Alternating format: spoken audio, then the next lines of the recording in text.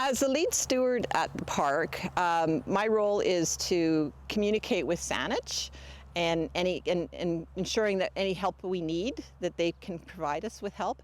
They also will pick up the debris that we collect and pull. I also communicate with the group. I give them a heads up on when we're going to be meeting, so as a reminder, about 3 or 4 days in advance, and then get an idea of who's going to be coming. I am the person who holds on to the tools, and I think that's the one thing that everybody is so happy to have me do that instead of them. They all say, I love coming, but I just wouldn't want to do with all those tools. So I collect and I'll buy the tools, I'll get them sharpened, and I bring them to the work parties. And I also work on the plan as to where we're going to be. And so I will direct where we're going to work, usually trying to keep in mind who's working with us, because not everyone can work on the same things. Some people can get down on the ground, some people can't, and so on. So just trying to keep that all in mind. I first started working at Beckwith Park when I started coming into the park with my dog to go for walks. And I saw all kinds of broom everywhere, and I complained to everybody I talked to as I was going for my walks. The neighbors who also had dogs and so on, about all the broom in the park. And one day, a neighbor in the cul-de-sac beside us was a counselor on the North Quadra Association, and he had a dog and he used to hear me complain.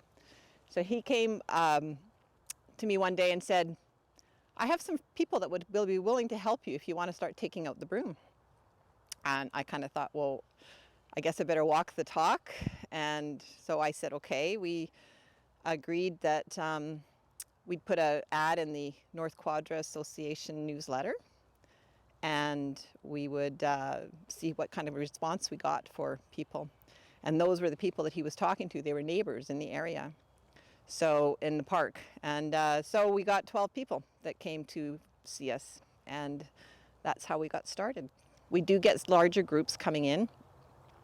If you work with other groups like church groups or school groups, or sometimes elementary schools or universities and so on, and we will get them to come into an area that we can work on a larger scale, such as this one. It'd be easier to work in. I think the change that we make in the park keeps us going all the time. We see the differences that we're making, and we hear the appreciation from the people that come to the park, and also just the desire to be in the nature and in the woods, so to speak, and doing something of value. It kind of keeps us coming back. It's an excellent way to connect with nature, because you learn while you're doing it. You get the opportunity to learn different plants, what's native, what's not native.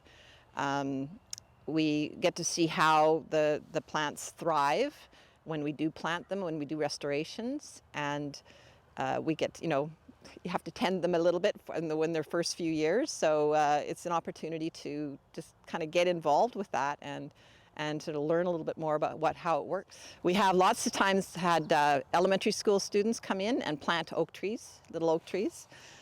We've had new immigrants to the country who've come, and they put in some community time, and they've come to help us out in the park. We have many seniors, because they can afford to put the time in, as well as they sort of feel the same way. They want to give back to the area that they live in. Most of them are from this community, from the neighboring area. We also get university students who, some of them are ones who are in the programs for restoration and health and wellness. And we also get parents with kids. We get it all. We had to stop in March and April, which was kind of unfortunate, because we work best in the wintertime. So March is kind of our last month before the birds start coming in, before we can actually get work done. But we did have to stop as a result of COVID. Then finally we were given the okay to do it with certain protocols in place. So I think that was in May, and I think everyone was so thankful, May or June, so thankful to be able to get outside again and to be able to do some work in the park. I mean, I had everybody come out. No question with that. So, but other than that, it hasn't, we do have to clean the tools, and we do have to give everyone brings their own gloves, and we work 6 feet apart always. So but we're generally doing that most of the time anyway. So it hasn't really affected us a great deal. Always looking for more volunteers, always, because not everyone can make it every time. We try to make it something you don't feel guilty if you don't show up, because everyone has a life.